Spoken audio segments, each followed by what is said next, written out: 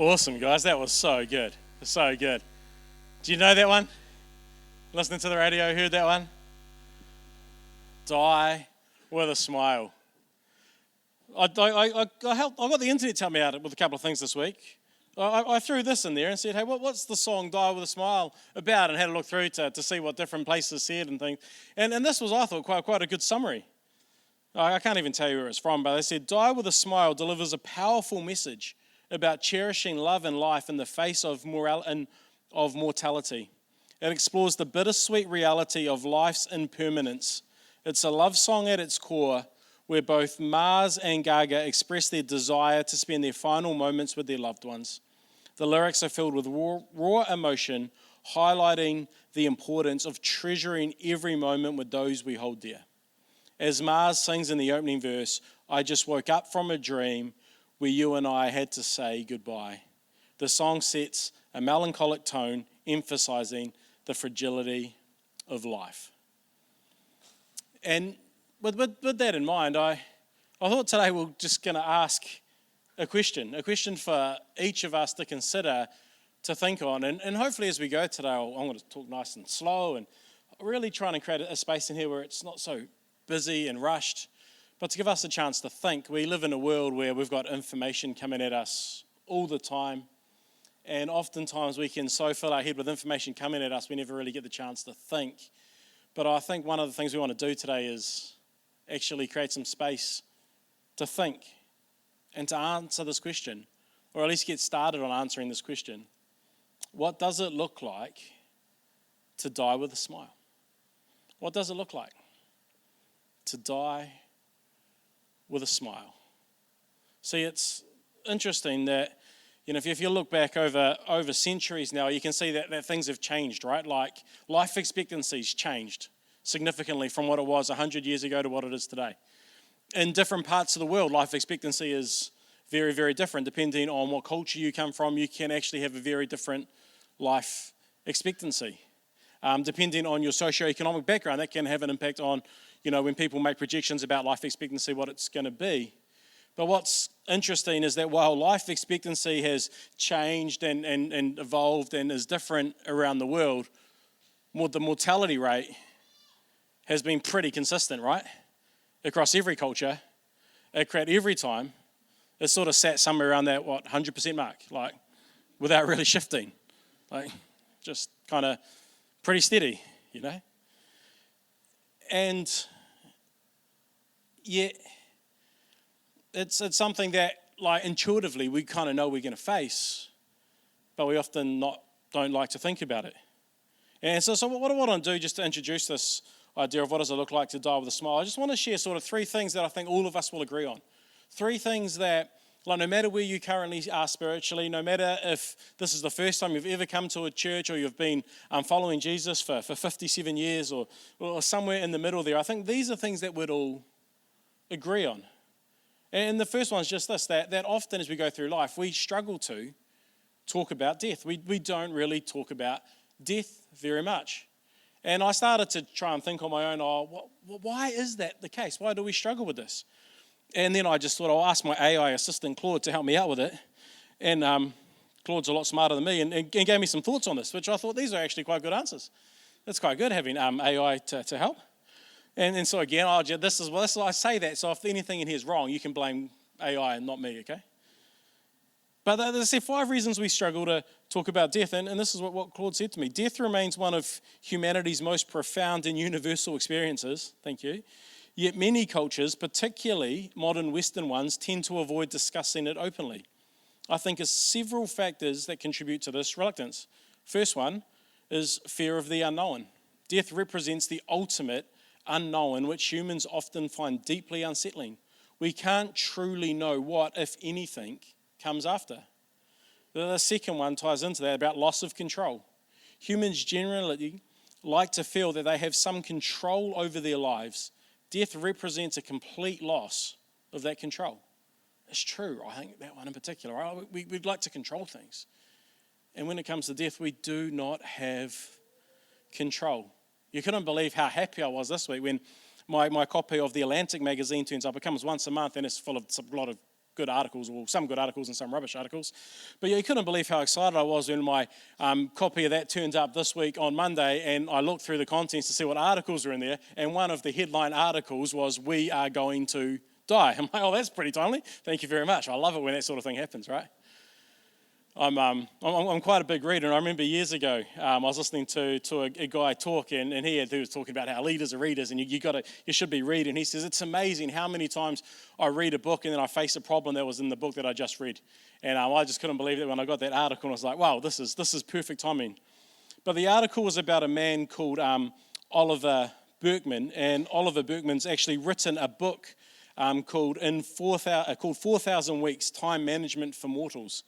And in it, this wasn't in the book, but this was in conversation with the journalist.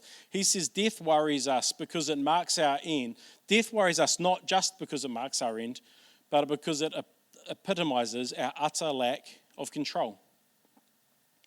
So we struggle to talk about it because we haven't got control over it, and we'd like to be in control.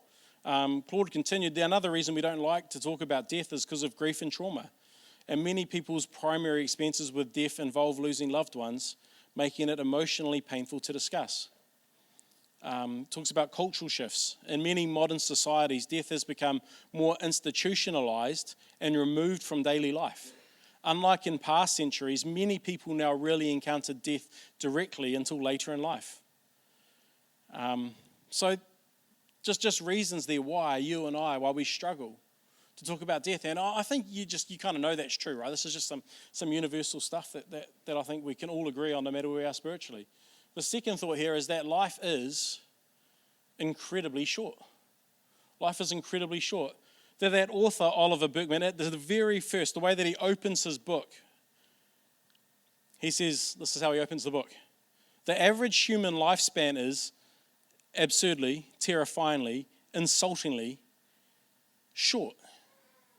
And I think, that's kind of what we know to be true, right? And maybe if you're here and you're like under maybe 25 years old, you're like, shut up, you're just old. You'll be there one day, and you'll realize, I promise. So if you are here under 25 and you don't quite agree with me on this one, maybe have lunch with someone who's maybe over 40 just to be safe, and just say, hey, is life short? And I guarantee you they'll be like, they'll tell you what they want to say. I don't want to put words in their mouth. But James actually talks about this in the Bible. When he's writing his letter, he says, what is your life? You are a mist that appears for a little while and then vanishes. That life is like that mist that is there and then it just fades away. That's what life is. Life is incredibly short. And then the third thing I think that we'll all agree on, and if there was any of them that's a couple you might push back on, it could be this one. But I think if you really just sit with yourself, you'd agree here, that you intuitively sense there is more than this life. That you and I just intuitively, we sense that there's more than just this life. That there's more than just what's here and now. That we know that one day we are going to die, but I think there's something in the inside of us that says, hang on, there's more than just this. That when I die, it doesn't just finish, that things are over, that there's something else out there. I think most people intuitively feel that. And again, I don't think it's a surprise that in Ecclesiastes, Solomon writes this. He's talking about God. He says He has planted eternity in the human heart.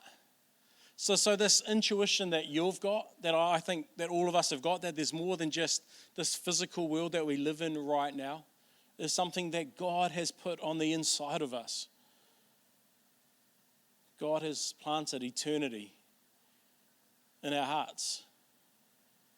And I don't know where you are spiritually, but I honestly think that's probably something that you're like, I kind of want that to be true, and I kind of hope that's true, right? Because, what's the reality if you don't think this? If you get to a place, and I think this is where we see a whole culture shift over a long time now towards secularism, And where that takes us to is this place that, hey, this is all there is.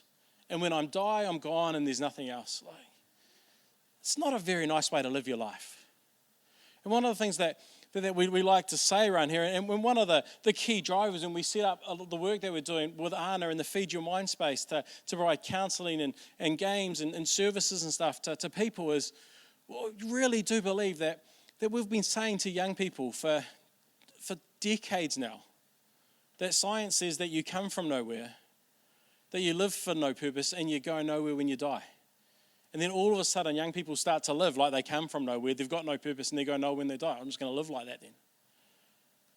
And then we say, hang on a minute, we can't have people living like this because that's not a very nice way to live your life. And we need to change the narrative of actually what we're telling young people. And again, what I love about the Christian worldview is we say, no, every person. You were created on purpose.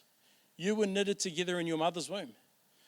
Whether your mum and dad were expecting you or you came as an absolute and utter surprise, hey, God actually knitted you together in your mother's womb. And you might have been a surprise to your mum. You might have been a surprise to your dad. You might have been an even bigger surprise to your grandparents. But you weren't a surprise to God. He created you. You don't have no purpose. God created you for a purpose. You're his masterpiece. Created in advance to do the good works that he wanted you to do. And that you weren't just created for the here and now, you were created for eternity. And we just think, man, that's our worldview we've got to get into people. There's an author that a couple of you might have read, J.R.R. Tolkien. He actually wrote a short story once. You might have read this, you probably haven't. It's called Leaf by Niggle. And this is a short story that he wrote, and the whole premise of the short story was Niggle was an artist, and he wanted to draw like this incredible picture, and so he started drawing this leaf, and he wanted it to be perfect. He had in his head what this massive sort of mural, this big picture could look like, and he started. And then as he started on this one leaf, he kept getting sidetracked and called away because of other people's demands and other people wanting his attention. And then he realized, man, I want to make this leaf so good because if this thing's really going to be the masterpiece that's within me to create, I've got to do it all so well. And so then he sort of did this one leaf really, really, really well. But then he went on this journey that's representative of death. And so it's at this point that it was like, hang on, he had this massive dream, he had all these aspirations, but he only ever did one little part of it. But into this journey that represented death, he realized that the whole thing had been done. And it just shows this idea that all of us have. We have these dreams and these goals and these ambitions of what we'd like to see happen with life. And as we start to get older, you realize, hang on a minute, I'm not going to see all of what I want to get done. I haven't got the time to see all of this take place. But what's beautiful about it is I just realize that this is a human thing that's in our hearts, that all of us have these big things we'd love to get seen done, but actually, because of the shortness of life, we can only do a part of it. But what the story does so well is says that actually, when he got back and into that afterlife, he got to see everything that he thought it would be and even more. And it's just a beautiful short story that I think helps us just wrestle with this idea of we've got these dreams that we'd like to achieve, but man, no one has got the time or the resource to do all that they'd like to do. And it's just fantastic to show that this intuitive sense. And I think the reason the story resonates with people is because everyone intuitively senses that there's more to life than what's here, what's now. So there's three things I think that all of us would have in common. And so let me just give you a couple of thoughts then on what it looks like to die with a smile. Because I think if we're going to die with a smile, it requires a couple of things. And the first thing that it requires is finding peace with God. If we're really going to die with a smile, we've got to find peace with God. We've got to know that between God and me, there's a sense of peace. And how we view God matters so much, because how we view God really makes a difference on how we think we're going to find that peace. But I'll tell you what, if there's not a sense of peace between you and God, I think as you're in your final moments, as life comes to an end, as the song says, when the party is over, it'll be quite scary. What's next? I've got no idea. There's no peace with me and God.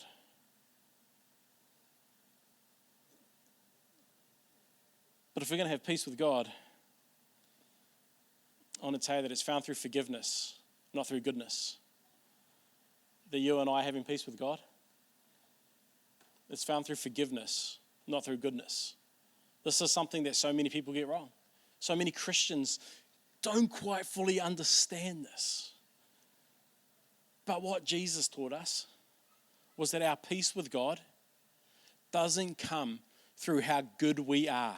It's not us like trying to live life and do more good and less bad. And we get before him and we present the case, I was good more than I was bad, so therefore I should have peace with you. That's not how it works. It's way simpler than that. It's way fairer than that. It's all about us being forgiven by God. God knew that none of us were good enough to meet his standards. So instead of requiring us to be good, he offered us the opportunity to be forgiven. And one of the things that people get so wrong with Christianity is they think Christianity is simply about good morals and doing right. And Christianity's got some great morals. It was the teachings of Jesus are pretty much like perfection, I think. Right? But it's more than that. Because to have that peace with God, it's not about how good you are, it's about how forgiven you are. And what Jesus does is he offers us the opportunity to be forgiven. All we have to do is authentically and genuinely ask him, please forgive me of my sin. He's already paid the penalty. He's already shed the blood. See, this is what makes Christianity so remarkable. And if I get a little bit excited, I'm sorry, because this is just mind-blowing to me, because this goes against like the way everything else in humanity works.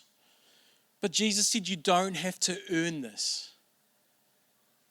Jesus says, I'm going to live a perfect life, and he did. And then he went and died a horrific death, right? He took the punishment that I deserved because of my wrongdoing. He took it. And then he offered me his reward for living a perfect life. Holiness and right standing with God. See, he took my punishment and he gave me his reward. He does the same for you. He says, look, I love you so much, I'm going to take your punishment. You can't pay me back. You can't do enough good to make up for what I've done for you. I'll do it. All you've got to do is accept my forgiveness, and I'll do it. I've done it. And not only does he take your punishment, right, which is really helpful, but he says, hey, I'm also going to put on you the life that I've lived, so you get the reward that I've deserved. It's just insane. It's so good. And so peace with God is found through forgiveness, not goodness. And this is where Christianity differs from every other religion. Every other religion says in order to be good enough, you've got to do enough good. The problem with every other religion, I believe, is this. None of those religions actually define what good enough is. They just tell you to be gooder. Just how good am I? Oh, just not good enough, just keep going. That's how people manipulate, that's how people take control. No, you've got to be more good. You've got to do more. You've got to knock on more doors. You've got to give more money. You've got to do more of this. You've got to do more of that. And they control people, because if you do more good, you're going to earn more favor with God. And if people think they're going to earn more favor with God by doing more good, and I'll tell you what that good is, you're going to probably do what I say. It's manipulation and control. Use of power, right? That's how religions work. Christianity is so different. It's like you have right standing with God not because of your goodness, but because of Christ's goodness and the fact that you have asked for forgiveness. People say, how do you know this? How's this right? The easiest example to show you in like 2 minutes is the very end of Jesus' life, okay? Very end of Jesus' life, Jesus is on a cross. Okay, you might be familiar with the Easter story. You might not be. Jesus is on a cross. When Jesus is on the cross, he's not on the cross, well, he's on a cross alone, but he's got a criminal on this side, and he's got a criminal on this side. So two other people, three of them are on the cross. Jesus is one of the three. When they're on the cross, excruciating pain, huge humiliation, one of the criminals starts taunting Jesus. One of the criminals says, hey, if you're really the Son of God, why don't you get down off the cross and take us with us? You're the Son of God. You could do it. You're so powerful. Ha, ha, ha. Mr. Powerful. Ha, ha. You look so powerful now. He's hanging on a cross. Okay, so one criminal was taunting him. The criminal on the other side looks across and tells his mate to shut up and looks at Jesus and says, please remember me in your kingdom. And he actually says to his mate, he says, hey, you and I deserve to be on this cross. Think of how bad you must have been in life to say you deserve to be on a cross. Like, I've done some pretty bad, no, I've done a little, I haven't been perfect. Got to be careful how I frame this. Okay? I've been far from perfect. But if you had come to me and said, hey, Clint, like, I know you did this and I know you did that and probably not the best decision there and you probably could have helped more there and I saw the way you said that and, I don't deserve a cross. Like, I'll pay like $100 fine or something. Like, just, you know what I mean? Like, put me in jail like for a couple of weeks or I don't know, something. But I don't deserve a cross. Imagine what you've done to be in that much pain and to literally be saying, we deserve to be on this cross. That's a bad dude, okay? You'd have to have done some pretty bad stuff. And he looks at Jesus and he says, Jesus, remember me when you enter your kingdom. And Jesus looks at him and says, tomorrow you'll be with me in paradise. This man wasn't good. He said he deserved to be on the cross. He couldn't have done good when he was on the cross. Right? Like, what good can he do? You can have all my money now. Like, I'm sorry. Like, he can't do much good on the cross. But tomorrow he was with Jesus in paradise. Not because he was good, but because he was forgiven. And part of you might wrestle with this and go, well, he's so bad, he doesn't deserve to be there. Take that up with God. I'm just telling you the story. Okay? But it just highlights that if we're going to have peace with God, it comes about because we're forgiven, not because we're good. But I think if we're going to die with a smile, we don't want to just have peace with God. Well, that'll definitely help us die with a smile, because tomorrow we'll be in paradise. But I think if we're really going to die with a smile, it requires finding peace with yourself too. And I think if we're going to be at peace with ourselves, we really have to be at peace with those that are around us. Because I can't be at peace with myself if I'm not at peace with you. See, if we're not at peace, and stuff's going on relationally here and relationally there and relationally there, it's really, really hard for me to be at peace with myself. And so I think if we're going to be at peace with ourselves, this is where the goodness comes in. Because it's about doing what is right, not what is easy. See, at night when you close your eyes and you go to sleep, you kind of know the decisions you've made that day. You know what you've done that was good and helpful and uplifting and beneficial to those that are around you. And you know what was done out of selfish ambition. You know what was done because you're lazy, because you wanted to look good maybe. You know what was done to cut corners.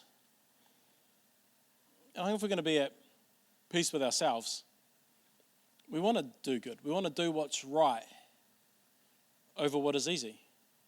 And again, Jesus talked about this a little bit, but the best example I think I can find is if we're going to die with a smile comes out of a parable that Jesus told, where three people were given money and told to do something with it.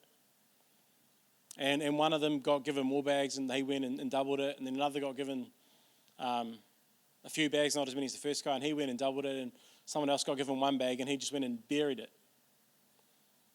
And then the people all come back before their master, and the master looks at what the first two have done, and that they've taken what was given to them and did something really good with it. And the master looked and said, "Hey, well done, my good and faithful servant." But to the third person who just buried it, the master said, "What have you been up to? You've done nothing. You just buried what I gave you. You did nothing with it. What's wrong with you? Are you hopeless?" Paraphrase. But what that story is, what that parable is a picture of is our life. And all of us have been given life. All of us have been given some talents. All of us have been given opportunities. All of us have been just given everything that's around us. And it's up to us what we do with what was given to us. And I think one of the things I long to hear, and I'm sure many others long to hear, is just those words, right? "Well done, my good and faithful servant." And it doesn't mean I'm going to get everything right. As I said, I've done a few things wrong. Or more than a few, a truckload of things wrong. But if I can wake up each day, I can decide to use my time and what's been given to me, and I can actually live the way that Jesus has called me to live, if I can do what's right rather than what's easy, I can go to bed that night just feeling a lot more at peace with myself than when I haven't. If I'm going to die with a smile, it's going to require me to be at peace with myself. And that's going to come by doing what's right rather than what's easy. So here's the question. What do you say it's going to take for you to die with a smile? Have you thought about it? Have you spent time actually analysing it and thinking, hey, what's it going to look like for me to die with a smile?